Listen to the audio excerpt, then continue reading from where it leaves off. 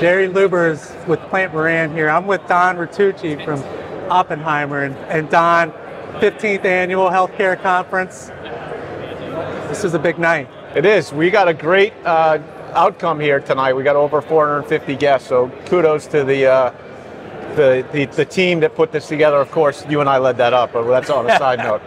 Well, Don, for those that couldn't be here, what are some of the key takeaways? Well, I'll speak to what I did on the panel. So we had a lot of thematics there about where the hot sectors were and how recruiting is going on and finding deal flows, finding deals in the market. And so it's a little bit of, I think, a little bit of have and have-nots is what we heard, depending on the sector. We talked about what was going on in healthcare services, how in certain verticals within there, like primary care is one that seemed to be robust and continues to be robust, but a lot of, whether it's a derm or dental, I didn't get to bring it up on the panel, but I did a study of deals. There were over 2,000 services deals last year. Surprisingly, almost 20% of them were in the dental space. That surprised me. And now I think the numbers could have been skewed a little bit with add-ons, but behavioral was close. Was about half at 10%. And home care was the other one, also around 10%. So there's a lot going on still.